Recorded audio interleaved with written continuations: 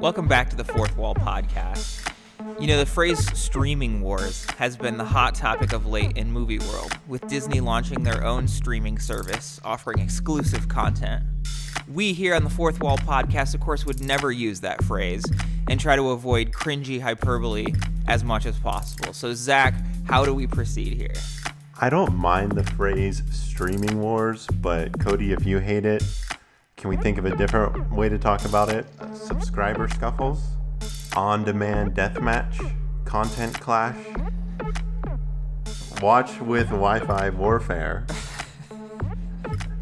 Or binge battles? You know, I think all of those would be preferable to streaming wars. So, Zach, earlier this year, we struggled to find a non-Disney property to discuss on the podcast. But luckily, there have been a few new releases that have been generating some buzz outside of the Mouse House. The director who once said Marvel movies are not real cinema, and more on the level of theme parks, has ironically made the jump to Netflix with a Marvel-sized budget complete with CGI de-aging effects. But does Martin Scorsese's The Irishman mean the beginning of the end for these kinds of movies on the big screen? This is 2 years in a row where Oscar bait movies are trying to leverage Netflix. It almost worked last year for Roma, but everybody knew that Roma was just kind of too boring. But you remember that movie, just 5 minutes into Roma, you're just watching water go down a drain. But that was last year's attempt. And I think it worked for Roma. It was nominated for Best Picture at the 2019 Academy Awards, and it won Best Director for Alfonso Cuarón. Netflix wasn't trying to get 1 million subscribers with Roma. I don't think that was the goal of that film. It was trying to get industry respect. I think with Irishman, this new Martin Scorsese movie, they're going for both. So do you think it was a good investment? I feel like Netflix right now has no choice but to swing for the fences. Our streaming bills, Amazon Prime, Netflix, everything else, Hulu, they're adding up. And the last thing Netflix wants is the release of Disney Plus justifying the cancellation of Netflix subscriptions. Apple TV just launched with their own content. But Disney Plus has quite a bit of catching up to do. Most estimates put them at 60 million users at the near term. And Netflix is somewhere around 150 million. And people aren't necessarily canceling one subscription service because they have another. Like you were saying, they're starting to add up. There will be quite a bit of consumer overlap between Netflix and Disney for quite a while. But I think the difference is Disney would never make a film like The Irishman, and Netflix can. I don't think there's anything in Scorsese's filmography that Disney could put out. Well, we've all heard someone say it's a Netflix movie. And in case you don't know, that's not a compliment about a movie. If something's a Netflix movie, it's not good. It's kind of lame. So I think that Scorsese is good for the brand. It's good for Netflix's image. With household director names like Scorsese and Alfonso Cuarón, like you were saying, with them choosing Netflix, now whenever you hear about a Netflix movie that's out, you have a reason to maybe do some research and be like, oh, was that a big name director? Instead of assuming it's going to be another Will Smith in Bright. Another way movies like The Irishman can help Netflix is with a specific type of customer. The person, they pay for 1 month of HBO a year just to binge watch the latest season of Game of Thrones. Now there's the possibility of one of their favorite directors releasing a movie only to Netflix. So I think that the possibility of movies coming out like that is going to increase the odds of that type of customer keeping their subscription active. Yeah, that is probably what will help them. And you see them already making deals with all sorts of creators. Jerry Seinfeld, Adam Sandler, Barack Obama. And after Alfonso, Scorsese is probably their most prestigious director to date. That'd be interesting to see Christopher Nolan put out his next movie on Netflix, but he would never do it. He loves the IMAX too much. There's all those documentaries. He's using the new IMAX camera. You got to go see his movie at the IMAX theater.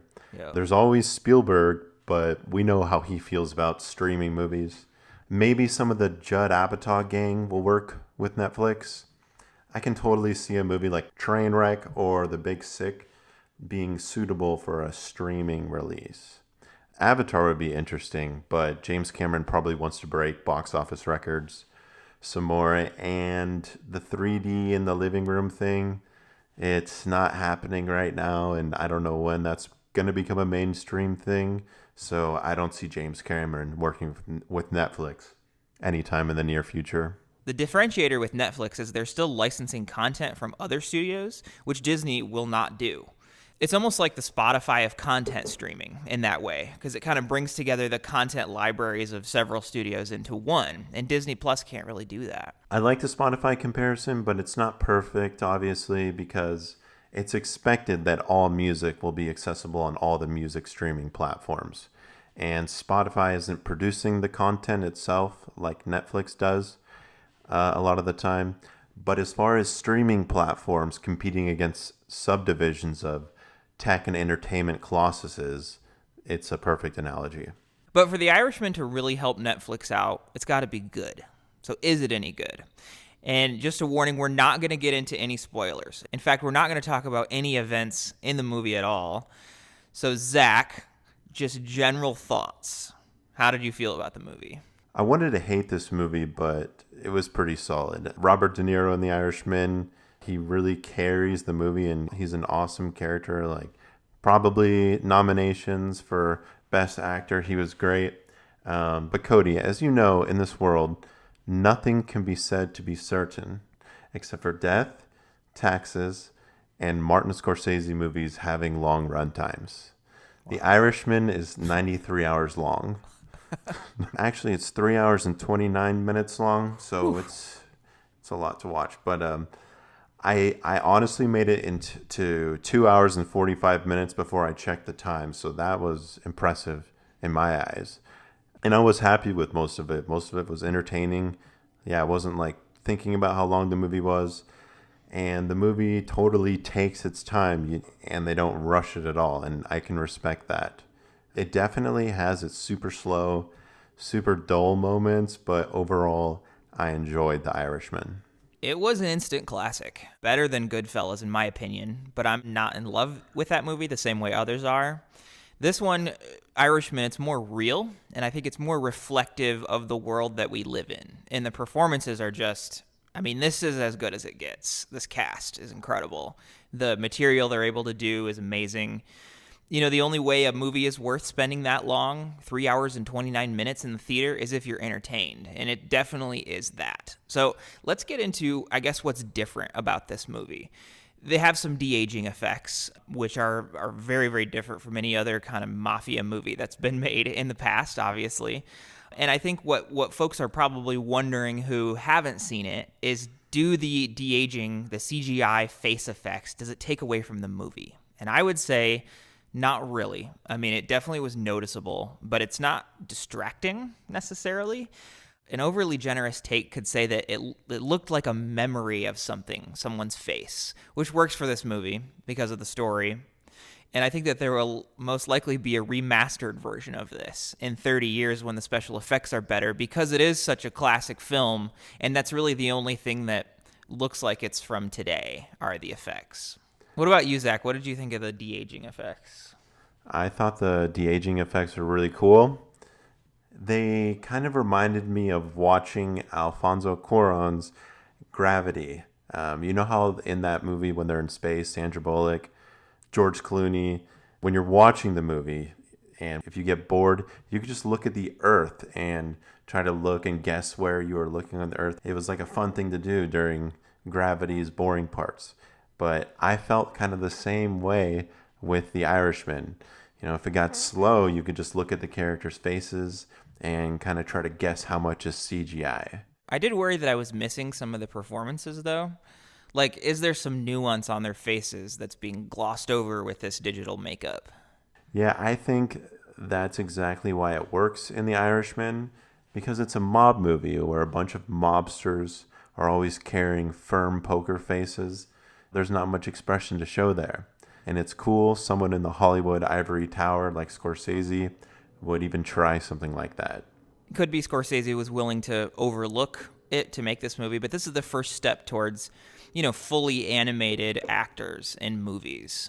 Yeah, I definitely see selling your likeness becoming more and more of a thing. If I was an actor, I'd rather have a digital version of myself, if I'm making as much money in that way. I wouldn't have to travel to the set. I wouldn't have to sit through 5 hours of makeup every day. I think it would make things more convenient for an actor. But most auteurs, artistic film people, abhor CGI, and much less using it on an actor's face. They would say that's like the last place it should be used. And one of the complaints even about the Star Wars prequels was an over-reliance on CGI. Is the fact that this CGI is really good make the critics kind of overlook the overuse of it? Yeah, there's definitely different types of CGI. There's these fine detail facial CGI things, and then there's times when you're building backgrounds and cities with CGI. For the record, I think that The Phantom Menace had really good CGI for the time. Nothing too bad in there. But as you know, with special effects, it's either amazing, good, or laughably bad, like The Rock in the Mummies series Scorpion King. Nothing reached laughably bad in The Irishman. And the performances, you're right, they all came through. Especially, as you mentioned, Robert De Niro does an amazing job. He's incredible. He's able to act out a life in just 3 hours and 20 minutes. Like I said, De Niro's probably the best part of the movie.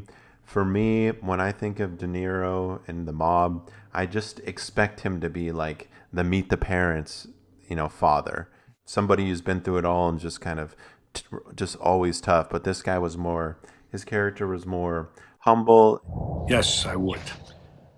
Whatever you need me to do, I'm available. And he made a lot of mistakes, and you learn the mistakes with him. And I think that's what Robert De Niro did a good job of in this movie. Yeah, and he played really well off of his co-star, who came out of retirement just for this film, straight out of Home Alone. No, the Home Alone villain. Also, My Cousin Vinny, just such a great actor. And in this film, Joe Pesci plays a character called Russell Buffalino, and it's a very different performance from his usual fare. It was amazing. I think best supporting actor. Yeah, he was excellent. I never thought the actor with his head on fire in Home Alone could play a character that could be so actually intimidating. Yeah, absolutely. He was scary and understated. Hey, my friend, I got that kid I was talking to you about here. I'm going to put him on the phone and let you talk to him, okay?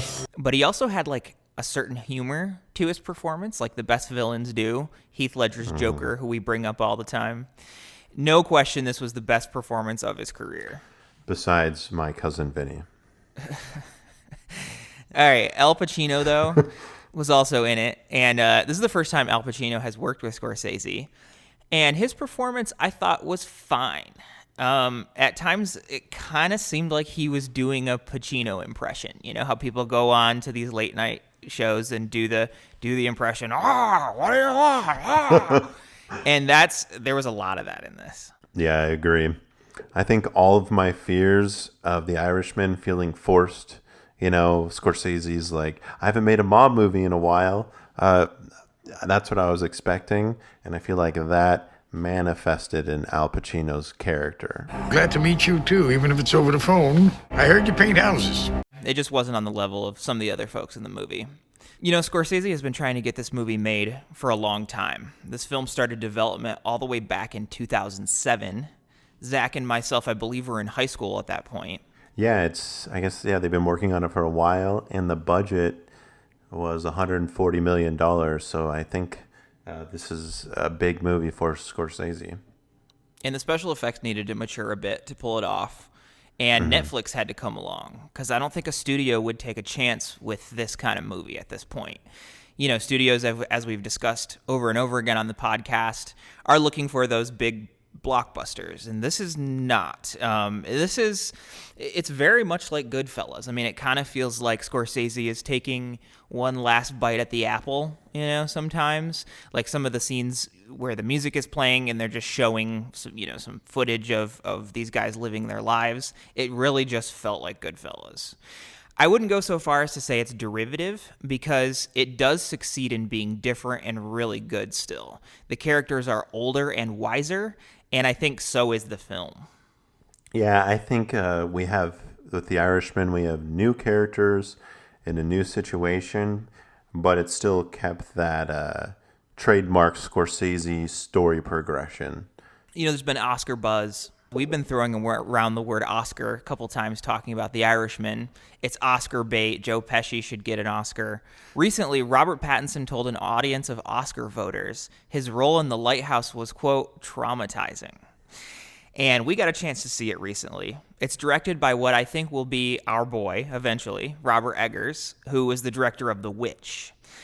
A24 could certainly use some recognition, and the Academy Awards are one way. So, Zach, what did you think? Is The Lighthouse Oscar-worthy?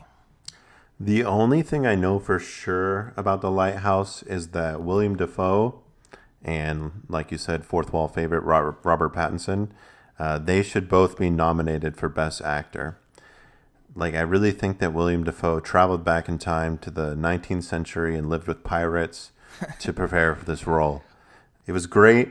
My only complaint with his performance, though, is that sometimes his accent was so thick, I just missed what he said. I just didn't catch that. I think it needed subtitles. Tell me, what's a timberman want with being a wiki? William Dafoe was amazing. I was a little worried that Robert Pattinson would just be his usual quiet, inexpressive character like he is most of the time. And he was mostly soft-spoken in this too, but he felt like more of a side character out of Gangs of New York, you know. Just looking to earn a living, just like any man. Starting new. He's not afraid of a fight. He'll stand up to anybody. He's got kind of an attitude, and he's kind of funny in his own way. So, really dynamic character from Robert Pattinson. And it's a harder character than Pattinson usually plays. When we talked about him being cast as Batman, I think you wondered if he could yell. He definitely yells in this, and he shows a bit of range in the performance from, you know, being very closed off and shut down to very open and exuberant. We see the whole gamut. He's mysterious and pragmatic, whereas Willem Dafoe's character is apparent right away and also very superstitious. Yeah, he makes it very clear it's bad luck to kill a seabird. Cody, do you think it's bad luck to kill a seabird? Fantastic question, Zach. I think it's probably not a good look to kill anything out of rage. But let's say a seabird is in pain and suffering. I think there's a bit of a gray area there. In general, I think there's some good sea lore in this movie. And the imagery is pretty great. From mermaids to sea monsters to gulls, that whole world is fun to visit. The Lighthouse, Cody, it brings me back to your recommendation on the previous episode, Persona. The same feeling, like everything else has a deeper meaning, but I have no clue what it is. It just makes everything feel so random. Like you were just mentioning, there's a lot of sea lore. I don't know a lot of this sea lore. I feel like The Lighthouse was maybe just made so YouTube channels can make explanation videos. I actually, myself, I was like, I didn't understand this, so I went to YouTube and I started one of these analysis videos, and then they said something like the seagull was Poseidon, and so I just stopped watching the video. Yeah, I mean, there's quite a bit of persona in this movie. And as Zach mentioned, if you haven't heard of that movie, go back and listen to the episode before this one. Robert Eggers, the director of Lighthouse, has mentioned Ingmar Bergman, who's the director of Persona, as one of his favorite directors. And it definitely comes through in this movie. It feels like Persona, with the two main characters in a claustrophobic setting, cut off from the rest of the world. Even a scene where a character, quote, spills their beans occurs in both. Overall, Zach, where do you put this movie? I would give Lighthouse a 7 out of 10. A lot of parts of this movie were awesome, but sort of the vagueness of everything. And I have nothing against vagueness and not explaining things, but it just didn't work for me in this movie. So I feel like there was a big chunk of it that I just don't appreciate and I don't care to. Fair enough. And I would probably give it a 9 out of 10. It was a very brave film to make. You know, it's in a square aspect ratio. It's black and white. It uses lenses from as far back as 1918. And there's some beautiful imagery in this movie, some gorgeous shots, some really cool moments. I honestly think it's a step above what innovative directors like Ari Aster have been doing lately. Yeah, it definitely felt like an older film. And speaking of old movies, Cody, should we get into our recommendations for this episode? Absolutely. Why don't you tell us how it works? All right, so how this works is Cody and I, we recommend movies for each other to watch, and then on the next episode, we'll come back and give our opinions on those movies. And what happens is we give every single movie a 7 out of 10, and... No, That's how it's been going lately. Or another thing that happens is Cody will give my movie a lower score as like a personal slight instead of a genuine review. So that's how it works. Cody, you recommended for me to watch Blowout. Can you tell us about Blowout, Cody? Blowout is Brian De Palma's 1981 neo-noir political thriller starring a young John Travolta and John Lithgow. It's about a sound technician who captures an important moment on tape that could have national political implications. Zach, the reason I'm recommending this movie to you is because when we first got cable when I was younger, one of the channels that I loved to watch was the IFC channel. And this movie came on the IFC channel when I was like 12 or 13 years old, and I was in love with it ever since. So Zach, what did you think about Blowout? 3 minutes into Blowout, John Travolta is in a movie studio editing a film with his business partner. I thought, of course, a movie about making movies. Typical Cody movie. But it was actually really cool how John Travolta's tech skills, his editing, sound editing skills, were kind of the roots of this movie and drove the plot sometimes.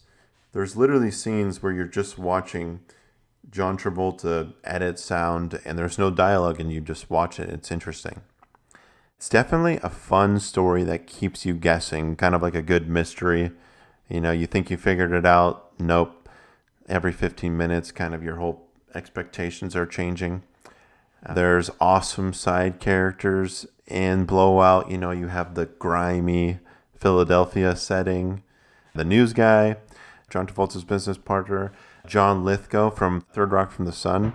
He's the serial killer, plays a super creepy, weird, twisted, disturbing serial killer. And you kind of see like, oh, this is why he became a star. Like, this is one of the roles where he's really showing his potential. And at the end of Blowout, there's a little bit where they use a scream from earlier in the movie, and that kind of solves their problem for editing the movie, and that was a nice touch. The poster for Blowout, if you Google it, it's really cool. So those are the things that I liked about Blowout. And then there were just moments in Blowout that just left me confused. There's a flashback showing John Travolta back in his days. He's working with the authorities and putting wires on detectives. He's a really good sound guy and the government needs him. We see a pivotal moment in his career where he's putting a wire on one of these detectives. And then that detective starts to sweat and that causes the wire equipment to start burning him. The detective's cover gets blown and then he's killed by a mobster. But we are also told that John Travolta's character has been an electronic whiz since he was a kid. The military needed his skills. Now he's working with high-level authorities. And then Jack says something, John Travolta's character says something like, we didn't know about the detective sweating, or we didn't expect the detective to sweat. It's like, really? Electronic gadgets have been around since 20 years before this movie took place. VCRs came out in 1960. How did this tech genius not account for water? Everybody knows that water and electronics do not mix. There's moments like this where either John Travolta or other characters will just make perplexing decisions. And it's almost like you're watching a bad horror movie and the characters are making horrible decisions to make the plot go forward. I don't want to be too negative. I liked Blowout a lot, but because of the parts I just mentioned, there's some ultra cheesy moments. I transferred it myself. I heard it played back, and now it's blank like the rest of my tapes. A little bit of slowness. That kept me from 8 or above territory. I know it's lame, but 7 out of 10. Not too bad. I am curious about some of what you didn't like. For example, John Travolta being an audio guy and him not thinking of making his microphone water resistant. In life, there's always the little things that foil our best laid plans. Tarantino once said something like, "The good guy running away from the bad guys is not interesting. The good guy running away from the bad guys and then breaking into a car and realizing he can't drive a stick shift, now that's interesting." Travolta should have realized that he would sweat and would break the microphone. But when they tested the setup, the guy wasn't sweating. So that's just kind of how life goes. I actually like that little bit by Quentin Tarantino. That's an interesting point, and I don't think it directly applies to this. I think that's a little bit more of a off the cusp, the character sort of ad-libbing, whereas in this one it was a little bit more planned. And just for me, I didn't feel like that stupidity match the character at all, but I also see what you're saying. So Zach, you had me watch Labyrinth. Can you tell us a little bit about that one? Labyrinth, not Pan's Labyrinth. This is Labyrinth with David Bowie, the movie from the 80s. It's a classic and timeless. The soundtrack is great. It's exciting, but also a super scary fantasy world. It's an emotional roller coaster. That's Labyrinth. Cody, what did you think of Labyrinth? So, Zach, I think you set a pretty good trap for me with this one. Probably a majority of our listeners have seen Labyrinth, and for most of them, they probably saw it when they were young. And I can see this movie being fun to watch if you're a kid. It's very simple. The entire plot is a very thin device to visit one Jim Henson puppetry exhibit after another. And we have live performances from David Bowie along the way. So what I liked about it, the puppetry and creature effects still hold up, I think. I don't see any reason why new Star Wars properties would need fully CGI characters. The puppets created opportunities for lots of interesting characters, and they were all fun to meet. Yeah, I like the doorknob faces. Those are really weird. Classic character. It's a lot of good characters, and I can see why you had nostalgic memories about it. It has a dark tone for being aimed at younger people, and it works occasionally. One of my favorite parts was the scene falling down the pit was super interesting visually. What I didn't like, sometimes the production design was a bit too ambitious for the budget. Maybe we're spoiled by modern fantasy and effects, but like some of the matte paintings were weak. It looked really bad, especially for the time period. This came out after Star Wars. The music wasn't my thing, like not at all, and I warned you about that in the last episode. I would actually like to see a cut of this movie without the musical numbers, and it could add a point or two to the final score. Boo. And David Bowie just seems like Bowie. And although he does seem ominous, I wouldn't describe him as an iconic character in this. He was a rock star playing a villain in an 80s movie. I saw my baby crying hard as babe could cry. Jennifer Connelly's performance was way too over the top.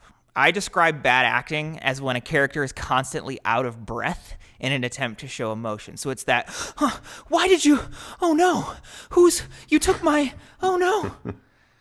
I'm so glad her acting got much better as the years went on. So in summary, overall, it was a good special effects film, and most everybody did a good job. But the music and low budget for everything but the puppets probably tainted this one for me. I would give it a 6 out of 10. I most likely won't watch it again, but it was fine. Yeah, just one more thing about Labyrinth. One scene when I originally saw it that caused me absolute panic was the disgusting bubbling stench swamp. And if the swampiness gets on you, you'll stink forever. And the characters have to jump their way through it across stones. Labyrinth, it gets in your head like that. It freaks you out like that. That stuff was cool. I mean, some of the fantasy elements, it was a little bit like a Never-Ending Story maybe in that way. It had some like weird, interesting stuff, but it was cheesy. Yeah, well, I feel like you were going to go lower with your score to get revenge for 45 years, your previous recommendation that I gave you a 3 out of 10 for. But now I see your 6 out of 10 as passive-aggressive. But 6 out of 10, I guess that's fair for somebody who didn't see it as a kid.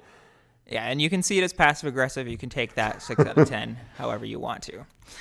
So, Zach, what am I watching for the next episode? All right, well, not a lot of people know this, but one of the best genres of movie is just the crappy horrible sci-fi.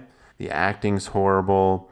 They're usually kind of like scary. They're trying to be kind of scary, but there's always like a really interesting premise around them. And I love those movies. And I'm not sure if you do or not, Cody. Maybe it's something that you're about to start appreciating. But there's a lot of these types of movies, and the one I'm going to start you with is Circle. Just start watching it, and then you'll see what it's about. All right. Sounds good. And Zach, in the next episode, I'm going to have you watch the 2005 movie Good Night and Good Luck.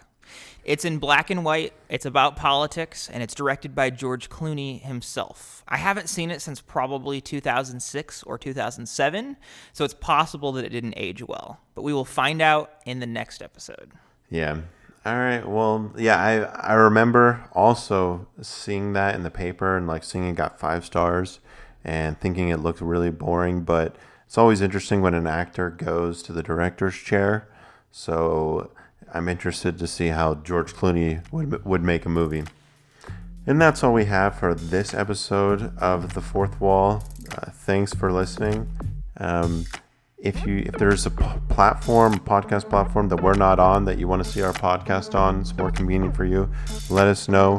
We can add it to it. It's really easy. And if you have any recommendations for us, put them in the comments or something. And that's all. Thanks again for listening. Yeah, thanks everybody so much. And if you get a chance, check out the movies we talked about in this episode or the movies we'll talk about in the next episode.